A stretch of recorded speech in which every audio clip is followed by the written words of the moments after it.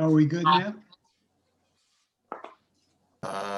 Yes, we are live. Okay. So we'll call the meeting to order at 6:33. And this is Jim Frayer filling in for Ed Camacho, who's not with us tonight. So, and we do have a quorum, Want me to call the roll? please. Mayor Rilling? Mr. Abrams? Present. Ms. Brown? Here.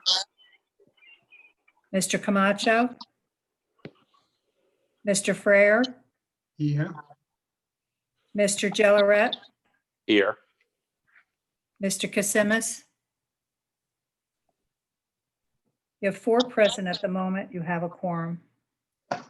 Okay.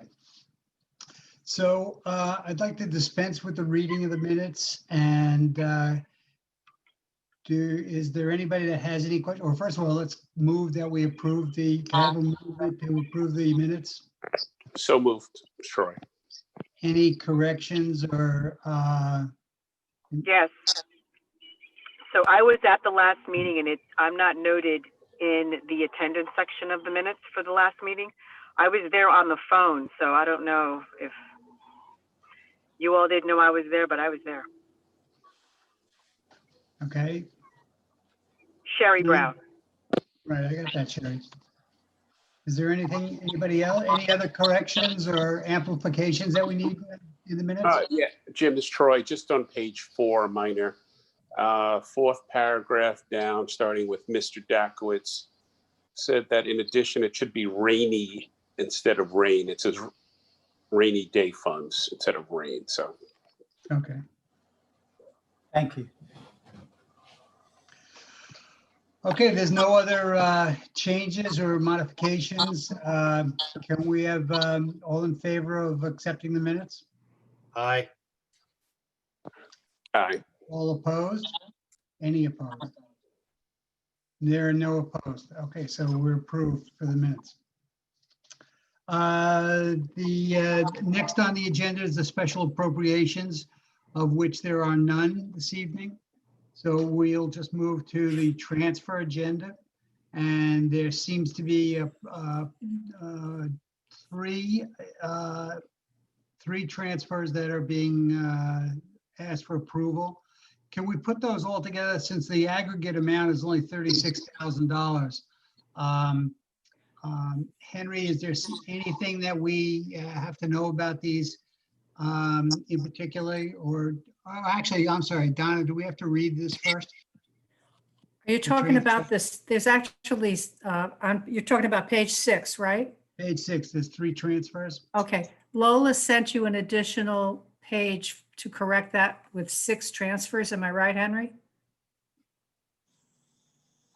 I can't. Defer to Angela on this. Yes, that's correct. Yes. Now 2,633,653 total. So everyone should have that page. Yes, I received it. Yes, I received it and didn't print it out. Got So does Angela, do you want to comment on that?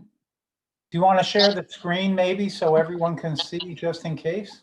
Yeah, I can share my screen. Okay, thank you.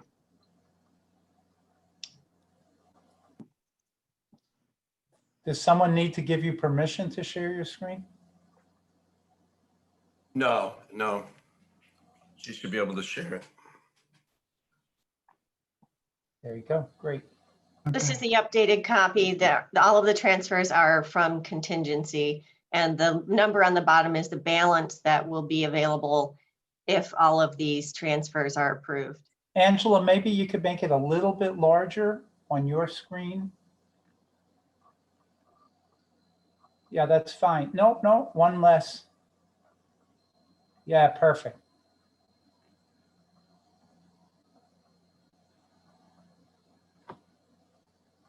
The first 2 transfers, the registrar and the town clerk, well, I'm sorry, not the first, emergency management is in the middle there. Registrar and town clerk, the first and the third transfers, they need laptops for the sheer volume of for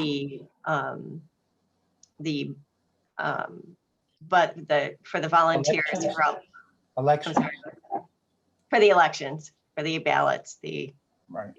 mail-in ballots. The emergency management, this is a program that they do every year for the food bank. They buy lunch for the volunteers. It was about $400, and Michelle said that she has some snacks left. So if she could fully fund this event, the next event they have, if she had an additional $300. So the total request is for $700. And Mhm. code, I know Bill Ireland is here to speak about code enforcement to fund neighborhood cleanups. This was something that should have gone into the budget for fiscal year 2021. There was confusion because these activities before the reorg were paid through redevelopment. So I think there was a miscommunication and fell through the cracks. So they'd like to fund these activities through contingency. And recreation and parks, they have an increased cost with their LAS parking company contract. I think I saw Nick here to discuss it if needed. And there's also other increased costs related to monitoring COVID. Okay. Do we have a move to accept these changes? So moved. So This moved. is Ed Abrams. Okay. Second, Brown. Do we have any questions on any of these? I do have one quick question is that I understand the COVID-19 expense. That would be totally unexpected, but some of the other ones, is there nothing else that, I mean, this is early in the year. Is there nothing else that, no other or accounts that we could take some of this money out of this early in the year to account for, to fund some of these transfers? I think during the budget process last year, we tried to discourage creating buffers in all of these accounts because we ended up with accounts not right sizing the accounts because everyone knew they could pull money somewhere else if they needed it.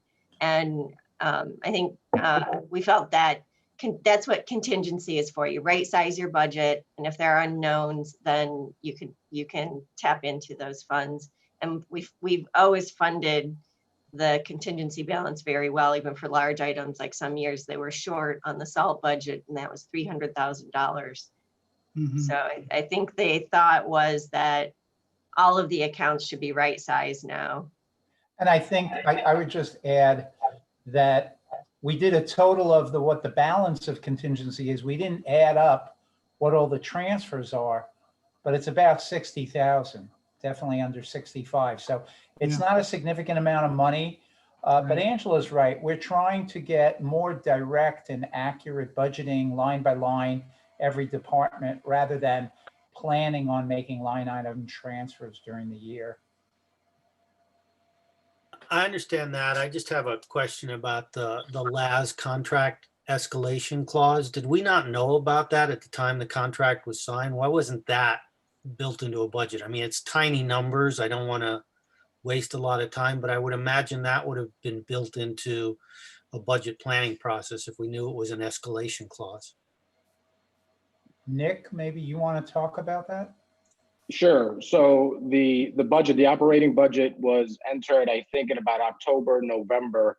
The contract with LAS was not negotiated until February, I believe. So the budget was already set, and it used the number that we did the previous year, which was $180,000, but there was a 4% escalation because of the move to increase minimum wage. So they put a 4% during negotiations, but that came after the budget was set.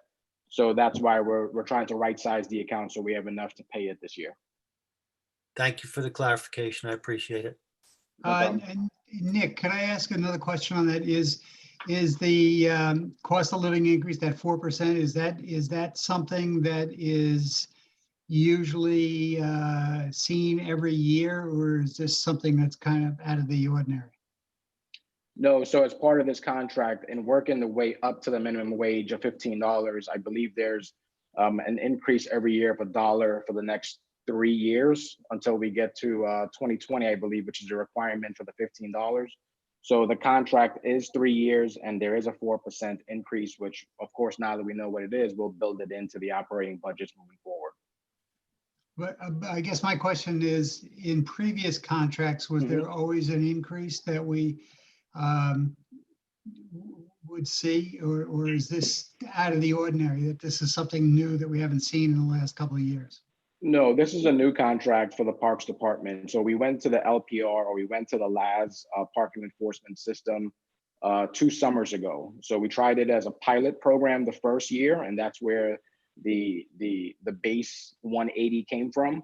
And then we renewed it for 3 years to run concurrently with the parking authority's contract. So at that point, rather than have 2 competing parking enforcement systems, we ran the contract concurrently.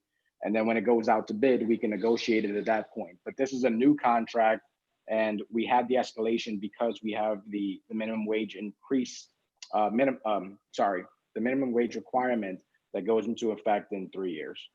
But it's just something for this particular contract, and it's a new contract. Okay.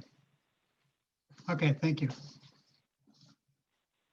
there any more questions or any comments?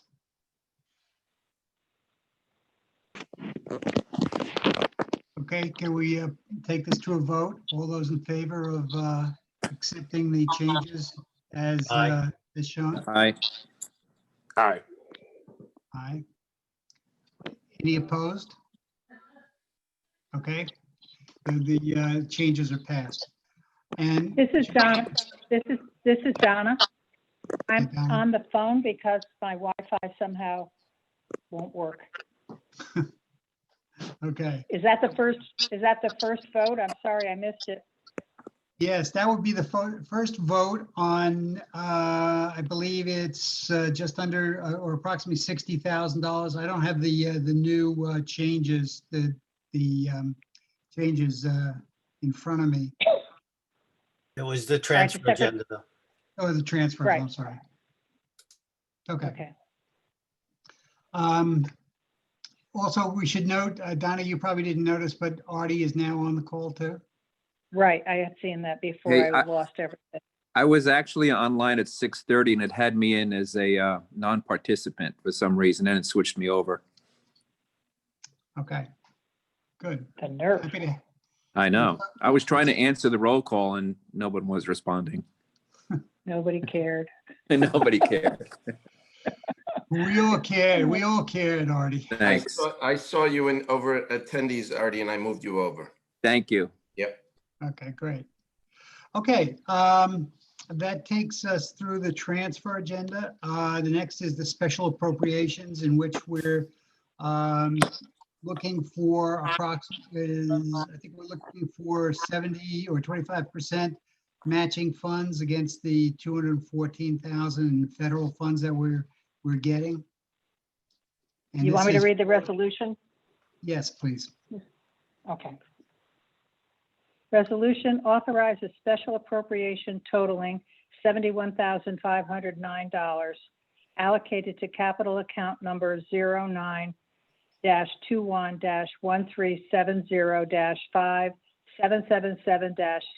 09-21-1370-5777-C0793 to provide the required 2020 Department of Homeland Security Port Security FEMA grant 25% matching funds to secure the $214,525 in federal funds to proceed with the security camera at fiber optic network extension to Norwalk Harbor project. Okay, do we have a motion to approve that special appropriation? Motion, Artie. Motion to discuss? Okay, so discussion, do we have somebody? I think we have, I'll give you a little background, and I think Sue Zecca could probably give you more. We took a lot of time and effort to apply for a grant from Homeland Security that would allow us to extend our wiring and have video cameras around the port, which is important for cybersecurity.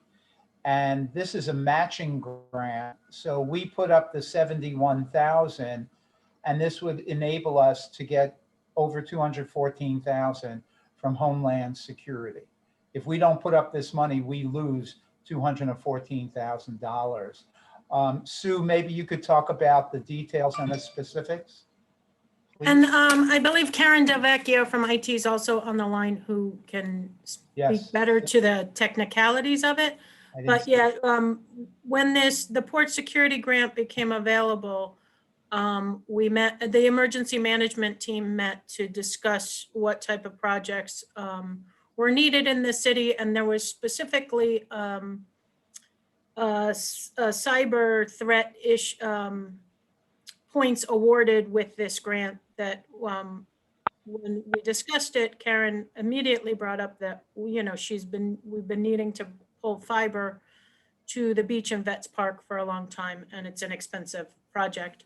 And that obviously security cameras in the port would definitely help to secure our ports. And we have a very, very busy recreational port, and it's getting busier. So by being able to provide cameras in these areas will definitely help. And is this primarily going to be cameras or also going to be telephonic or is it just purely cameras? Well, it's the fiber infrastructure, and then, yeah, there'll be cameras. So maybe I could jump in and answer the question. The goal is to be able to bring high-speed fiber communications down to the port area, both to Calf Pasture Beach and to Vets Park.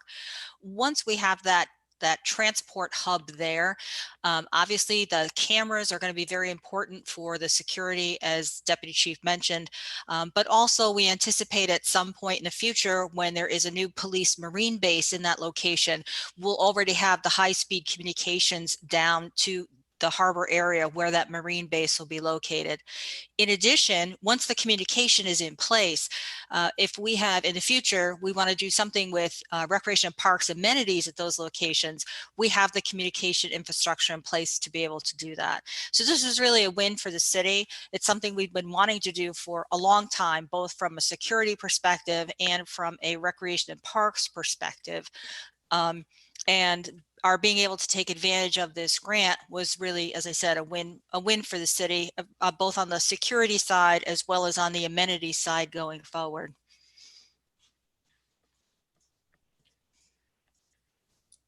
I think it sounds like a pretty good deal for the amount of money that it's going to cost the city.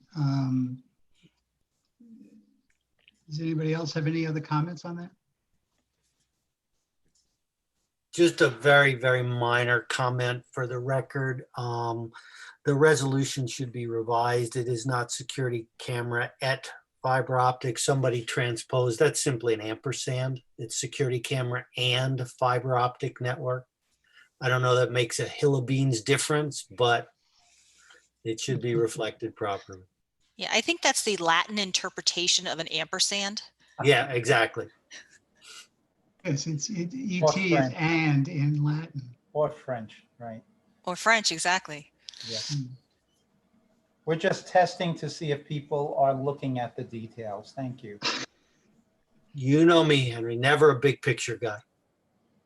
As someone once said to me, you CPAs view the world through a straw. Okay. Anybody else have any comments on this? Okay. We have a motion on the table. All in favor? Aye. Aye. Any opposed? Okay, none opposed. All right. That takes care of the special appropriations. Additional information. The special appropriations, Angela, correct me if I'm wrong, that's just all the previously approved appropriations, a summary?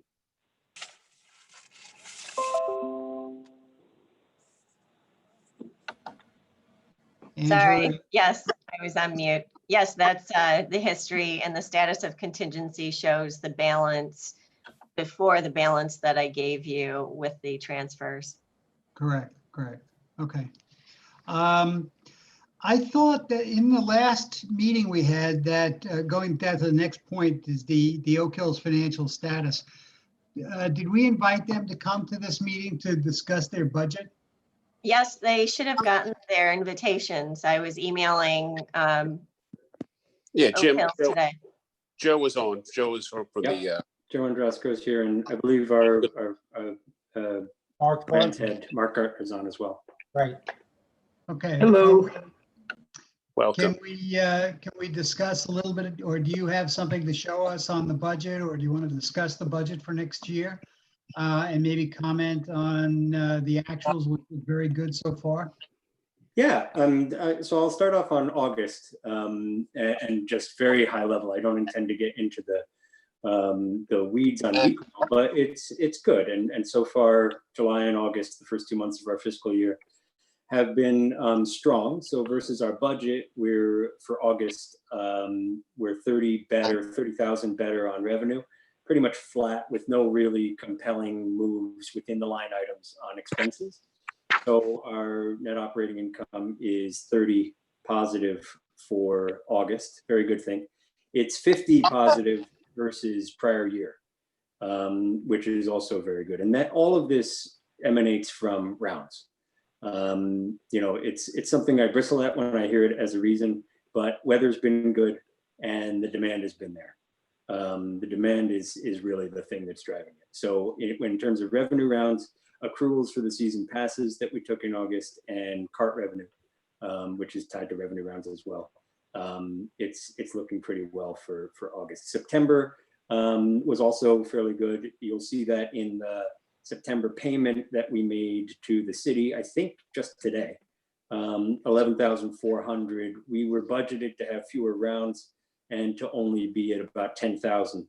So we came in about 700 rounds better, revenue rounds better than we had budgeted for September. The financials, all the accruals are still settling for September, so we don't have a full detail or even preliminary for September, being working day 3.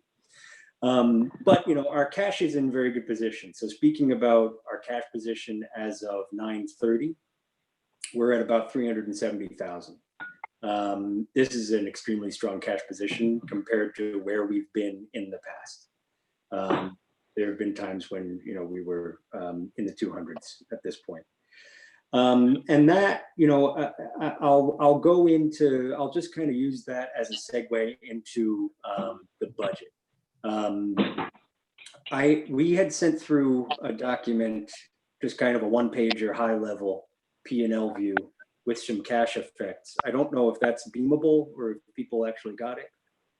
I apologize. We sent it through today. We for some reason assumed that it would carry over. The materials would carry over from the Common Council Board of Finance Committee, but that was not what happened. Is that something that we can beam? Yeah, Joe, that's something I don't think we received. I'd love to see that when you get a chance. Maybe you could forward that budget to us so that we could take a look at what you. But I think what Joe was saying, can we share a screen that with somebody that has it? Oh. Can Joe, do you have it? Can you share your screen with us? I can't share a screen on an iPad, which is how I'm dialed in. Plus, I don't have the document on my iPad, so unfortunately, I can't. Okay. Mark, do you have it? I do. Hold on one second.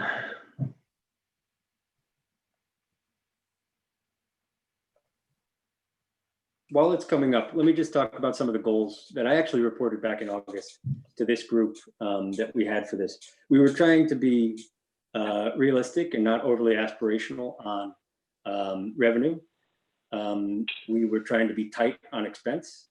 We wanted to make sure that we met all of our debt obligations, including our debt obligations to the city under the structured repayments. And we wanted to be net income positive. And finally, we wanted to reduce our reliance on our line of credit. We were able to do all of that, including a little bit of spending for capital expenses as well. So while we're waiting for it to come up. So how do you forecast revenue? It all comes from rounds. It all emanates from rounds. So we look at kind of the past couple of years, rounds that we had. This is a pretty detailed view, but this should be okay. This isn't exactly what I had sent through, but Yeah, sorry, this is the only version I have here on this computer at home. that's fine. So if you look at that first line with data, the row 9 revenue rounds, we're looking at the prior couple of years, I think it's 4 years of rounds, and kind of leading the target at a total level. So when we look at revenue rounds on non-revenue rounds, what's happening here is non-revenue rounds are going up because those represent some increases in season pass rounds. And that's actually cannibalizing into our revenue round. But net, our revenue is there because we think we're getting the right pricing so far on our season passes. So you can see we're at 30,000. That's pretty much where we were for fiscal year 20 actuals, which you'll remember, half of March, all of April, and half of May, there were no rounds coming in. So this is still, like I said, a fairly realistic view of revenue rounds. And really on the revenue side, everything emanates from that because that determines your how many carts you expect to sell based on your pricing, which we factored in here is a pretty modest 50-cent average increase on pricing. It also determines what your golf revenue is. And then we also, put in flat assumptions for season passes and flat assumptions for pricing on ID cards, which is they're both fairly substantial revenue sources. If you drop down a little bit, Mark, into the revenue, you can see there the largest portion of our revenue is golf fees, line 4010, row 24. After that, ID cards come in, season passes there at 116, and then carts are really the biggest item other than that. We do expect to be back to kind of fiscal year 19 levels for carts in this year because, the previous column I was fiscal year 20, again, affected by COVID. So really it emanates from that assumption on revenue. One note that I made on season passes, we assumed that pricing is going to be the same. We don't know that. We're going to analyze that once rounds really start to taper off, expecting it at the end of October. And at that point, we'll know basically whether it was a very rich value proposition or if we need to tinker with some of the pricing a little bit. I should say, and if we need to tinker with some of the pricing for the season passes and the structure overall. Other revenue, these aren't huge line items for tennis, the rental property that we have on the premises, and the restaurant income. They're all pretty modest. This is one of the places where we wanted to be realistic. We're kind of going through some contract negotiations, so we won't get into all of these things, but we wanted to be realistic about what sort of revenue we could earn from these non-golf operations. On operational expense, we're higher. However, that's largely driven by personnel expense. That is driven by really two things: contractual increases for management and I guess you could say a kind of a state mandated increase to the minimum wage, which several of our personnel are at the minimum wage. So we're kind of raising those wages along with the rest of the state. Everything else relatively flat in the expense side. One note is on the card expense, which kind of goes down to the last section in expenses. We've been looking at a renegotiated cart lease. It looks like we'll come in a little bit favorable to this, probably more in the 125 range, but nothing really meaningful here. But it is certainly good news. It sets us up a little bit better. Mark, could you go up to the top of the expenses, please, again? Sure.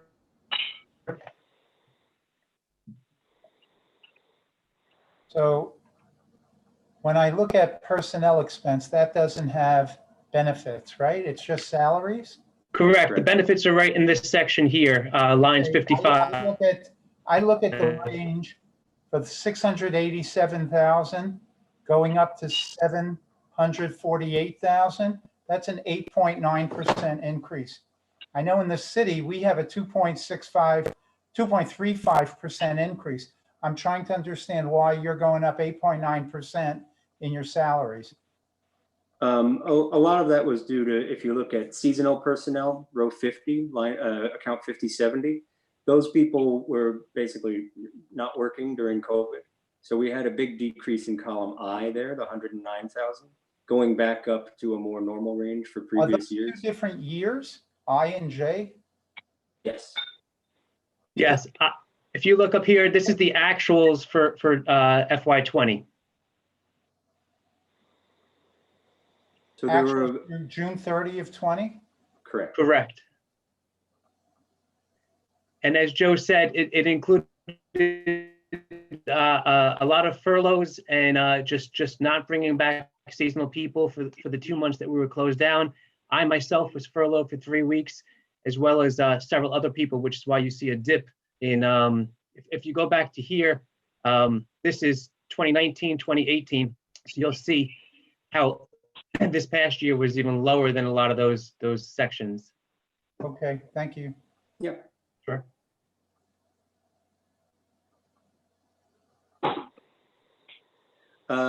Continuing through, we do have a budget to, I call it cash effects because it just helps me manage the business for all of our debt service obligations for equipment and capital, not capital, but commercial debt, and also our payments to the city. So we have in total a budget of 135 for those payments. Which about, I think 85 of, yeah, there, 85 right here. of is to the city. So one of the last things I mentioned in the goals was reduce the reliance on our line of credit. And this budget, as we monthed it out, so this is the full fiscal year view, but as we monthed it out, we were very conscious of the timing of our $75,000 capital expense allowance, making sure that it wouldn't drive us too deep into our line of credit, which of course comes with an interest expense as well. So this achieves a situation where instead of being $200,000 drawn into a $200,000 line of credit, if all goes as planned, and we're actually set up to be a little bit better than as planned right now, we will have drawn $50,000 into our line of credit by April, which is also when we start earning revenue again. This is in a separate document that was sent along today, but we'll be able to reference it later. So we'll be 50,000 drawn into our $200,000 line of credit in April. Revenue will start generating then again. And we expect that by June, we'll be able to pay that down to begin the new fiscal year 22, with a zero balance on that line of credit. And that's a really important thing because it gives us a little bit more independence. It gives us a little bit more of a cushion for capital things if we want to go that route to fund those. And it really gets us to a place where over time, as we look into fiscal year 22, we're going to continue this approach and hopefully not have to rely on the line of credit at all and actually be able to build up a cash reserve so that we can have, the so-called rainy day fund. But overall, net income turns out at a little over $100,000. I mentioned we had principal debt payments of about 135. So after those cash effects were negative by 32, and that's really where the line of credit comes in. It's a 2-year plan to kind of get off of that line of credit. So I apologize, the actual presentation wasn't available, but I hope this gives a good sense of where we're going and what some of the assumptions were. Happy to take any questions you may have. The one other thing I want to mention is one thing that I found very lacking in my, 3 years on Oak Hills has been a sense of what other courses are doing. Everything is anecdotal. But I've been embarking with Mark on a project to benchmark. So there's public information available for golf courses that have a very similar structure to us in Trumbull, Fairfield, Ridgefield, Stamford, and Greenwich. And simple things like what % of revenue goes to personnel expense, what's the benefit structure, even individual roles, what their salary structure is and how they get paid, what the benefit is of having a driving range and what the personnel expense is there. Those sorts of questions that we just have anecdotal answers to.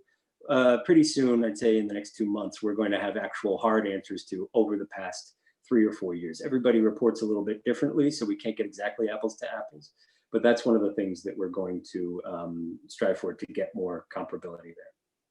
So now, happy to take any questions. Yeah, hi, Joe. This is Troy Gillerat. How are you? Just a couple of points here. One, great job this year, obviously, with the COVID. The course was in great shape. I know the drought came late in the season, but I was very impressed with the course of the restaurant and management this year. I was happy to see the loan back on track. Very nice. What did you think this year was going to be the final principal payment, you said? 83, and that includes the 1% payment that we make after our audited financials come out for prior year. And I know the restaurant has been current, right, with their payments this season? Yes. And their lease is coming up, I understand also. Are we going to try to do something with a longer term? Because I know the 1-year lease is kind of a tricky one to sell in the market, so. Yeah, but we're getting together as a board to have that strategic discussion. And really, there are several options on the table that we're kind of going through right now, but there's no certain decisions on that just yet. And the other thing was the unlimited passes. You said that that's something that was successful this year, obviously, to get you on track, to get cash in the bank. And it is definitely something that's going to be on the table next year, whether it gets tweaked for a number of things, but that will be something that you're looking at. As Correct. far as also residents and non-residents also, I think, is what you got to kind of look at. Yes, resident, non-resident is the current structure, and weekend, full week versus week. And there's other certain value propositions that come along with it that we're going to be considering, some based on feedback from people who bought it, based on feedback from people who didn't buy it. Our goal is not to kind of lock anybody out from the course. I know you didn't do the full analysis yet, but do you think that's the reason why it was very difficult to get a tee time on a daily basis there? I think there's two things there where demand has been crazy. People have really wanted to be outside and be able to participate in outdoor activities like this. And it contributed. Yeah, I mean, when you give people the edge, when people buy the 7-day edge, they're going to use it. They're going to try to extract as much value out of that as possible. Good. I look forward to seeing the budget when you get a chance. Joe, do you have any idea or have you been able to differentiate in the revenue numbers between residents and non-residents? And not just those people who have a non-resident pass, but can we gauge or get a feeling for how many people from out of town are using the course? So the only thing we can do is look at people who aren't residents, right, or who don't have a resident pass, because there are plenty of people who live in Norwalk who are residents, but they don't get the annual pass because they're casual golfers. They play once or twice, and they've done the cost-benefit analysis. But looking at that, yes, we can go into those rounds. I don't have those details at the tip of my brain, but Mark, do you have a sense of what we've been looking at for the past couple of months there? Excuse me, I don't have the numbers in mind right now, but I can get them easily and send them around. It's part of the monthly sales report that I do. I usually put a kind of a one-pager together in my package, but all the detail that goes into it, it takes quite a bit of time to, everything is picked up by SKU, and each SKU is differentiated by the description. And so it'll be resident versus non-resident and member versus non-member and so forth. So we can group those any which way we want and able to do some analysis. So at least historically, non-residents have been a larger portion of our revenue than residents, which is why we're hesitant to ever exclude them from anything. but we can, I actually already have September's numbers, just not on me, excuse me. So I can send that around. I'll talk with Joe, maybe we could send something around later this week. I guess my question is just how much of that revenue is attributable to people that aren't residents, and is that number increasing year over year, or is it pretty much the same? And I guess just having gone there maybe once or twice or once every 2 weeks at least, I see quite a few New York license plates, but then again, I see quite a bit of New York license plates throughout Norwalk lately. But is there anything to be drawn from that? I mean, is that, am I going in the right direction with this thing? Is there more people coming from out of town? I think so. And you know, the numbers shake out as in year to date, fiscal year to date, we've had 625,000 in revenue from revenue rounds. 380 of that, or about 60%, is from non-resident 18-hole rounds. So about 60% mix, and that is up 43% versus prior year. Overall revenue rounds are only up 29%. So you can see, yes, your question is very apt. Non-resident rounds are making up a larger portion than any other type of round at 60%. And they're growing faster than other types of rounds right now. Also, and I'm sorry, you probably don't have this information yet, but other public courses, do you have a sense of how well they're doing? Are they doing the same as we are? And it would be really interesting to see what the participation is on private courses versus public. I don't know if that information is available. The private ones are a difficult nut to crack, of course, right? I mean, they don't have to tell, you know, the town of Fairfield, Smith, you know, they have to tell Fairfield what they did and report their financials. So we're able to get into the public courses, which are really, in terms of business model, a much better comp for us, right? And, you know, the things that I'm seeing are some of the courses that have concessions, not to make a pun, but they made concessions on the rentals for those. So for restaurants, they made concessions on the restaurant rent. And likewise, the cities, in some cases, made concessions on the rent for the park property. So, you know, there was kind of a transfer of some relief there, just to kind of keep things going. We did not get into that at Oak Hills. Instead, we went a different route, and we pulled revenue forward using season passes, which we intend to continue into the future. But overall, yes, we'll get those learnings when we complete benchmarking. Because I look at I know there's been a lot of talk about, you know, the golf course and whether Norwalk really needs a golf course, why not make it a regular park and so forth. But I think what you're getting to is almost that there's an economic benefit to having the golf course there. And we can see that if you've got more people coming in to use the golf course, that's more people that are going to, you know, avail themselves of all the goods and services that Norwalk has to offer, and then eventually maybe buy a house and pay property taxes as well. Correct. Okay, great.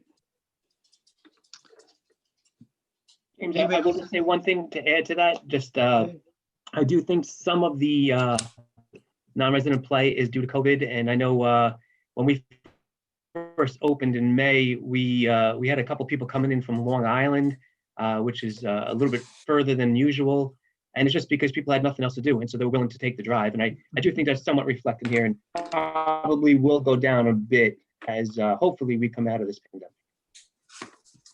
Great. Anybody have any other questions that they want to ask Mark or Joe? Okay. Well, thanks very much, gentlemen. I appreciate it. Thank you so much. Thank you. Thanks for the report. The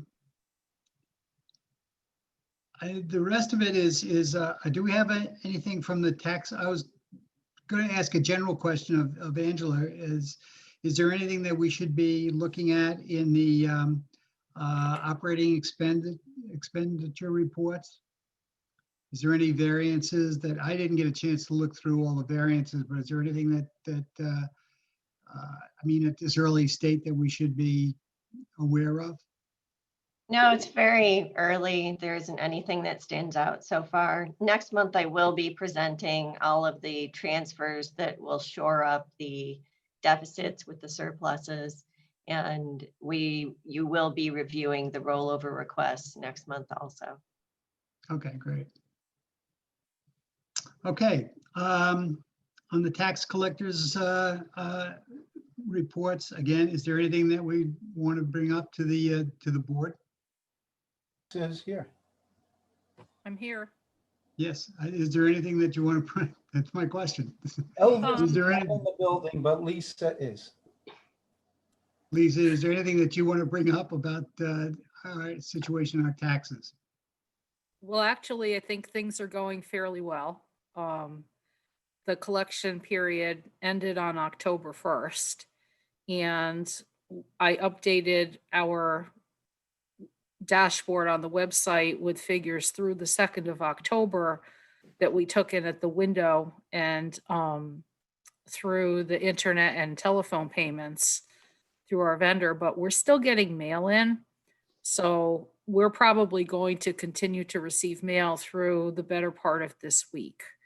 And what we will do next week is run a file to send past due notices, which are called demand notices, to those that did not pay. Now, normally in a normal year, we would have done those notices in the month of September. So we're running late, but we had to do it later because we gave the extensions until October 1st.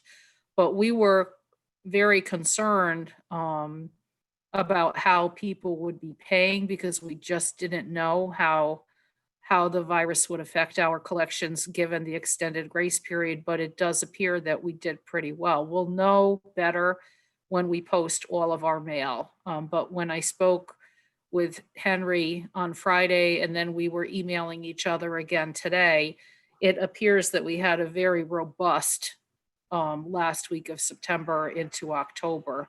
And the volume of work that we did during the month of September and into October this year compared to prior years was significantly higher because all those people paid, had longer to pay, and they paid in the very end of the month of September. I don't know if Henry wants to add into that, but I'm very pleased with how things went, basically. Yes, let me add.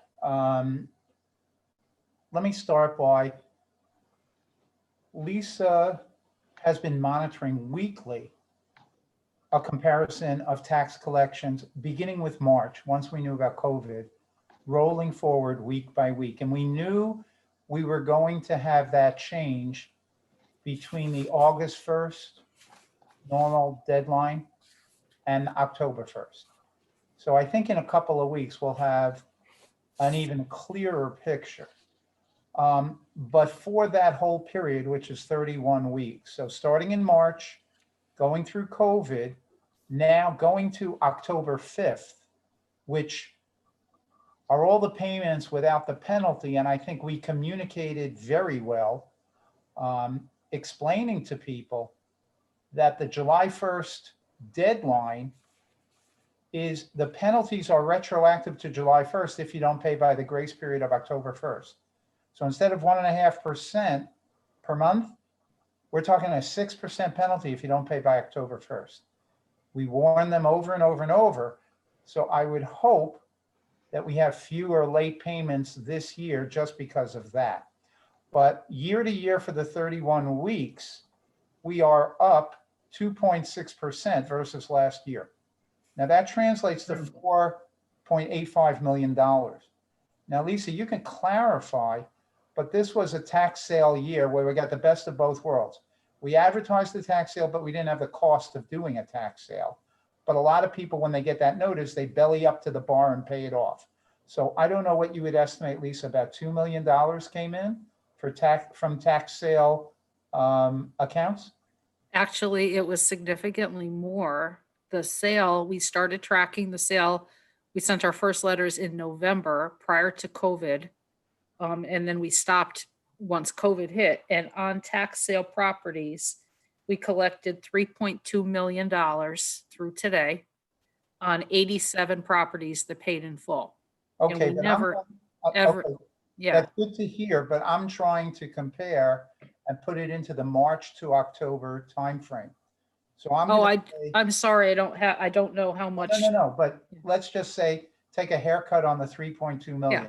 Some of those people paid earlier.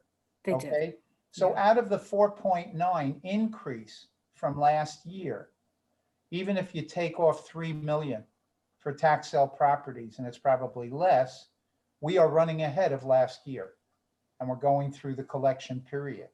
So as I expected and forecast, we're kind of doing okay.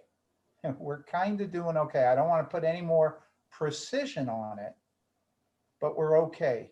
You know, when I asked for reimbursements from FEMA and the state CRF, you know, I explained that we have all these costs that haven't been reimbursed, but certainly as a city, our revenues seem to be holding up well. Okay, so, and talking to Lisa's point about how busy her department was, for the last, I'm gonna say 3 weeks, they processed 15,000 transactions. And last year at this time, it was 5,000. Okay, so there really was a crunch. And Lisa's brilliant idea of opening up a window that people could line up outside to handle, to come to the window, even though City Hall was closed, was helpful. And the tax collection department was able to cope with a tremendous peak volume. So far, so good. So kudos to Lisa and her department. Good for all of us in Norwalk looking at the finances. And obviously, we're monitoring it very carefully, but all the indications look good. Right. Are other municipalities doing as well as we are as far as collection goes? Lisa, do you know? It depends. I mean, some are and some aren't. A lot of people are not open at all. So there's no way for people to come in person. I think that's a detriment.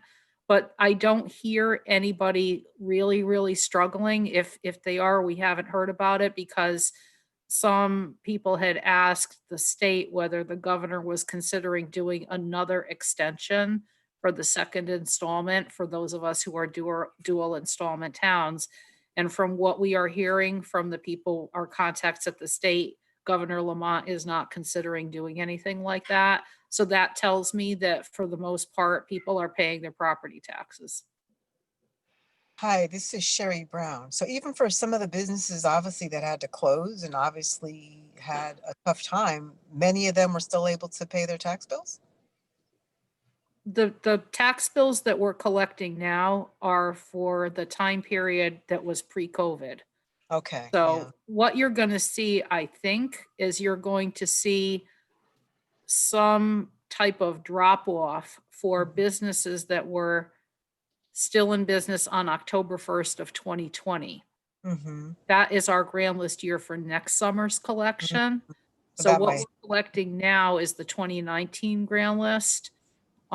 So that's where you're going to see some type of attrition, I think, for the businesses that did close. Right. But it's really too early to tell. We're mostly looking at residential taxpayers because the bulk of our levy is residential property. Mm-hmm. And about, I believe it is, I'll tell you what percent is real estate. 70 on the real, what percentage Business. residential is of the total real estate tax is 70%. So that's pretty secure because that real estate is not going anywhere. Mm-hmm. And for most people, that's their biggest investment is their home. So if there's one bill they're going to pay on time, it's their tax bill. But in terms of business personal property, it's only about 13% of our grand levy for business tax in Norwalk. So I would point out there are other cities, local jurisdictions around the country that are dependent on income tax. And with the hammer on businesses, they would be much more vulnerable to economic reverses. We are focused on real estate taxes. 70% are from residential. And as I might have mentioned in the past, we're looking at 24 mills on 70% of market value. The market value would have to drop over 95% before we are in danger of not collecting if we had to seize the property in a tax sale. So I believe we're going to collect, even though it might take 2-3 years. But I suspect, as Lisa says, residential, that's their biggest asset. They don't want to lose that value. They don't want us selling it for them. So they will probably pay that. On the commercial side, based on what I've heard from economic development, we in Norwalk, as a quote unquote suburban town outside New York City, are benefiting. We have residents who are migrating from New York. We have businesses who are saying, let me open up a small business office in New York rather than Manhattan. And then third, an interesting phenomenon is there are individuals who are working remote from home in the Norwalk area, but they say, you know what, I need an office. I can't just stay at home. My kids are distance learning. And so there's a demand for other offices for people working remotely who just want to get an office. So even our commercial properties are getting a positive demand. And that's why I'm pretty optimistic that as a city, our revenue streams are going to hold up pretty well. Okay. Good. We'll hold you to that, Henry. So far, so good. You know, don't ask me who's going to win the election. What election? Jim, before we end, Jim, real quick, I was wondering if I could add a couple of comments. One is I just want to congratulate the mayor and Henry and the staff and the board and the state, obviously, Bob Duff, for getting that approval. Looks like the governor did sign that Norwalk High School transaction. So, Henry, can you tell to us a little about that?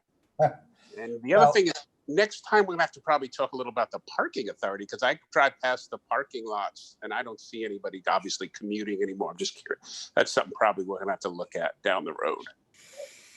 Okay, regarding the high school, I will not accept any thanks. I think this was Bob Duff working his influence at the state level. He said we would get that and he got it done. So I do congratulate him and the mayor. It really doesn't make a difference to the challenges we have to face. We have hundreds of capital projects that are open, and we have limited capacity to borrow additionally year by year. And there are two ratios the rating agencies look at. One is, what is the total amount of debt to our budget or to our grand list? The second is, what is the ratio of debt service to our total operating expenses in an annual budget?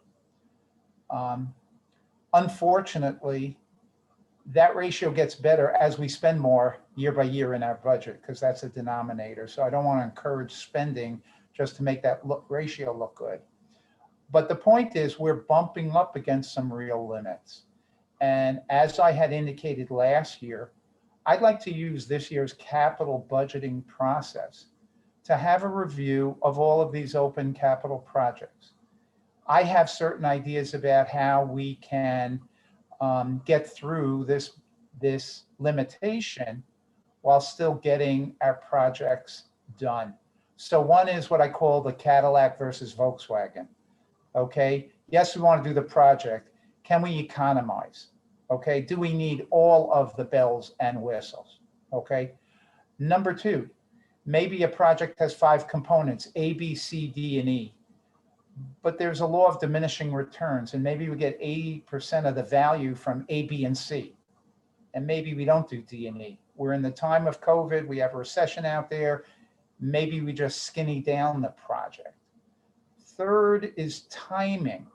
Okay, if all these projects hit in the next 3 years, we hit the budget limit. But if we can stretch some out on the calendar is our friend, and space them out by prioritizing, we'll be able to get it done. And fourth, given our current circumstances and what we anticipate with the future, I mean, COVID has changed just about everything. Maybe we could take a close look in some of these capital projects. We say, at this point, we don't want to go forward. So I think there are alternatives. The fifth alternative, which I don't want to encourage, is losing our AAA bond rating. And I don't think anyone wants to do that. So I think there are some hard decisions that have to be made. The budget process is lengthy enough, 6-8 months. It's not like we are in imminent danger. We just raised $125 million, $42 million for our capital program, our annual program. We had $53 million, which was a refunding, which we got tremendously low rates, and we saved, I believe it's $3.5 million on a net present value basis. And then we raised $20 million, approximately 18.5 were for the WPCA and 1.5 for the parking authority.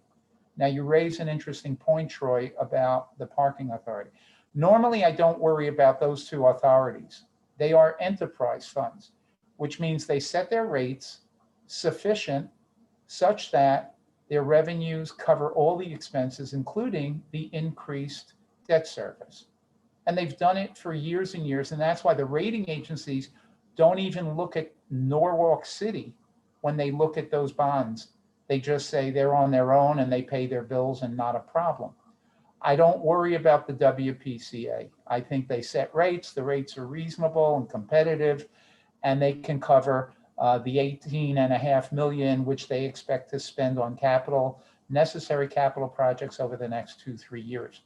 The parking authority is another issue. And I think that's a challenge that we have to look at closely. I'm sure the authority is looking at it, which says with decreased demand and given the fact that their revenue may be not equal to what they had originally planned, what has to happen in the future? But again, it's a smaller authority. It's not the WPCA, but something to look at coming down the pike. That answer your question? Yes, yes, thank you, Henry. You're quite welcome. I agree. I think that last year we took a look at the capital budget and the items that were on there, and there are items on there that are years old, and we don't see any progress with it, but they're just sticking there. They're occupying space that we probably should reevaluate and see if we could streamline that somehow. Right, and I would compare it to the early retirement incentive in the following way. There's an interesting phenomenon in which government is different than private corporations. In the private sector where I was there, we did personnel planning at least once a year. Maybe that was company-wide, and quarterly, every manager is evaluating and assessing their staff, who's coming up, who needs training, what's their career. In government, the difference that I notice is once people are here, 2, 3, certainly by 5 years, there's almost no turnover. People don't leave voluntarily. It's a good job, it's secure. The benefits, whether it's the defined benefit pensions and now the defined contribution plans, they're sort of locked in. You don't see a lot of voluntary movement. So with the early retirement, Leisha, Ray Burney and I have been reviewing not just the people who are retiring, but all the vacancies department by department, and really looking in a very thorough, rigorous way. Okay, what are the functions that are being performed? Can other people that are already here pick up those functions? Do you really need all these vacancies? How about eliminating 3 vacancies and only hiring 2 people? And maybe those people will have the skills that will help us going forward for the next 5 years, instead of some of the people that we had that had excellent skills for the last 10 years, but maybe not for the future. So we're doing that. And I expect us to report savings on the early retirement program but at the same time, optimizing our personnel, getting the right people with the right functions and going forward.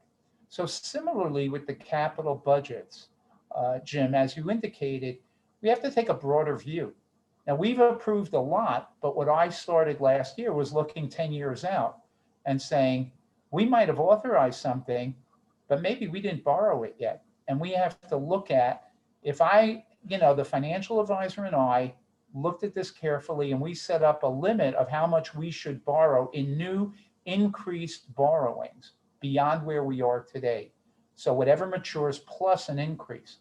Now, what's great is that the market has been very favorable to us these years. Okay, we picked up the 42 million at about 1.6% interest. And the 20 million for the WPCA and the parking authority, we came in at about a 1.35% interest rate. So I can't deal with anything about the gross amount we're borrowing because we need that, but at least the market gave us very low interest rates. Having said that, I think a complete review of all the projects that are out there will enable us to optimize limited resources. And it's just makes a lot of sense. It's not a crisis. We have to fix it within a week or a month. We have a cycle that we can do it intelligently, rationally, and we probably should do it annually. Now's the time to do it, not wait until it's a problem. I am not in the fire department. Chief Gatto does not allow me in the fire department. I like to deal with things early before we have a fire. It's fire prevention. Exactly. Okay. Okay, is there anything else that anybody has to discuss? I think that's the entire agenda. Any hidden agendas? No, I'm sorry. Thank you, staff, for all of your hard work in pulling that together. It's a tremendous effort. Yeah, I do have one question. You know, I still have an iPad that I never use for city business. Can I just turn that back into you, and maybe you could repurpose it for some reason? Does everybody? No, once we give it to you, we want you to. No, of course. I have my office computer was used as soon as I started working from home. I am now told my printer has been repurposed and my physical space has been used for the auditor. So absolutely, we're all about using the resources as efficiently as we can. Thank you, Jim. Okay. Anybody else? Okay. Is there a motion to adjourn? Motion. Artie? Second. Sherry, thank you. All in favor? Aye. Aye. Okay. See you all next month. Thanks. Bye, everyone. Bye. Stay Thanks. safe. Thank you. Hey, everybody. Aye.